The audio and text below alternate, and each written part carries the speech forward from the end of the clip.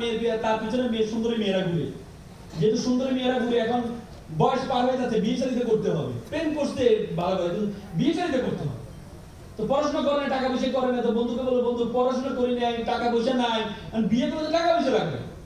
এক বন্ধু একটা কুবুদ্ধি ছিল, সে বলে বন্ধু এক কাজ করে, একটা শিক্ষিত মেয়ে চাকরিজীবী মেয়েকে বিয়ে কর, তাহলে তো টাকা পয়সা লাগবে না, বিয়ে করে ভালো হবে।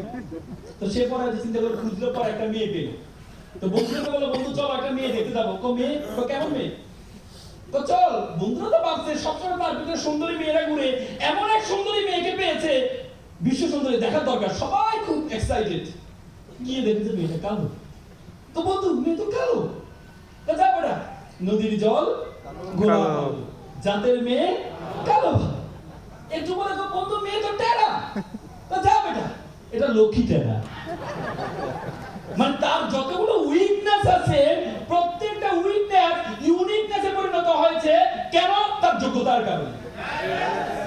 তো সুতরাং আপনি যদি যোগ্য হন, আমরা সবসময় সিংহাসন চাই, আমরা সবসময় সিংহাসন